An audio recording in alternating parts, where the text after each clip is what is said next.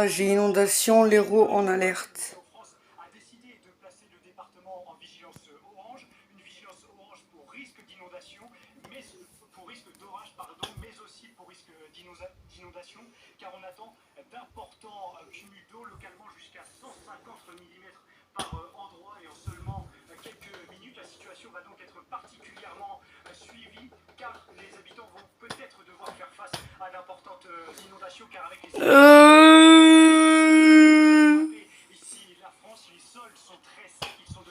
imperméable, l'eau ne Il n'y rentre a pas rien dans les là sols encore. et ruisselle. Prudence et vigilance donc pour tous les habitants du département, car cet épisode devrait perdurer toute la nuit. Adrien Porteron avec Colline Chambol en direct de Montpellier. Tout à l'heure sur ce plateau, le spécialiste météo Kevin Fleury était avec nous. Il nous a expliqué comment on était passé assez vite de 100 à 8 départements en vigilance orange. Écoutons-le. Vous l'avez dit, le Var, le département des Bouches-du-Rhône ainsi que le Vaucluse entrent à leur tour en vigilance orange pour le paramètre météo, donc orage violent. Et à noter également que pour le département de l'Hérault ainsi que du Gard, on a un deuxième paramètre météo qui entre à son tour après les orages violents en vigilance orange.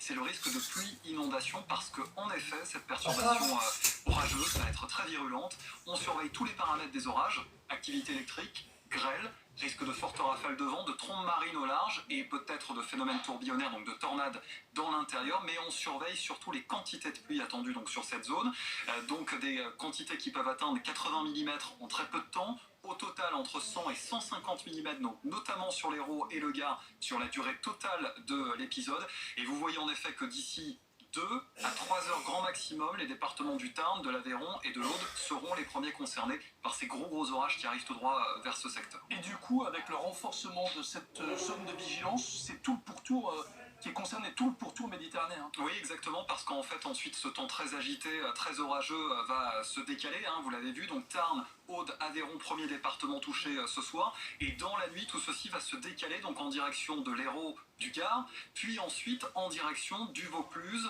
mais également des Bouches-du-Rhône ainsi que du département du Var. Ce qu'il faut noter aussi, Météo France insiste vraiment sur cela, c'est que vous voyez que toute la France est en vigilance jaune pour le paramètre orage. Donc d'autres orages sont attendus ailleurs en France, et sur la partie sud, notamment sur les départements limitrophes de la vigilance orange, il faut s'attendre aussi à des orages ponctuellement virulents. Donc attention, c'est pas parce que les Alpes-Maritimes ne sont pas placées en vigilance orange que les Alpes de Haute-Provence ne le sont pas également, qu'on ne peut pas avoir de gros orages sur ces zones.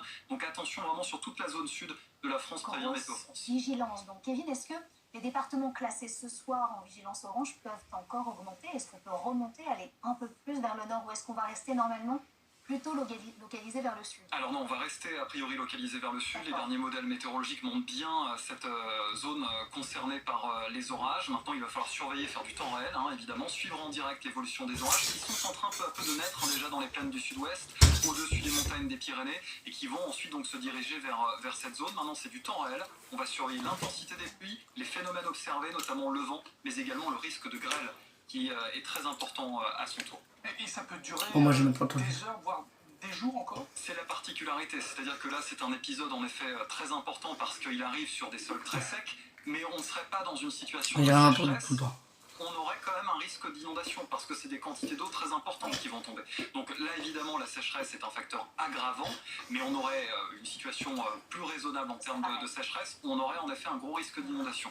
Donc en effet il va falloir avoir un œil très attentif dans les prochaines heures, notamment autour des Cévennes, puisque l'eau qui va tomber en montagne va ruisseler vers les plaines, sauf qu'il y aura déjà beaucoup plu aussi dans les plaines. Donc ce sont des accumulations d'eau qui vont en effet être importantes. Voilà pour les explications de notre spécialiste Kevin Fleury. Le maire de Saucé-les-Pins dans la région de Marseille, Maxime Marchand, était avec nous un peu plus tôt tout à l'heure sur l'antenne de BFM TV. La ville de Saucé-les-Pins a été placée en vigilance et le maire a décidé d'activer sa cellule de crise notamment. Oui, effectivement, la cellule de crise est active depuis ce matin. Moi, j'ai vu tout à l'heure. Saucé-les-Pins fait appel à des météorologues spécialisés qui, dès le soir, sur le fait que la zone littorale des Bouches-du-Rhône serait particulièrement touchée par ces orages. Et il nous a prévenu de cumuls de pluie allant de 10 à 12 cm. Il faut savoir que sur notre commune de Saucé-les-Pins, depuis le 1er janvier, il n'est tombé que 6 cm d'eau. Donc nous allons recevoir en 24 heures 2 fois ce que nous avions reçu depuis le début.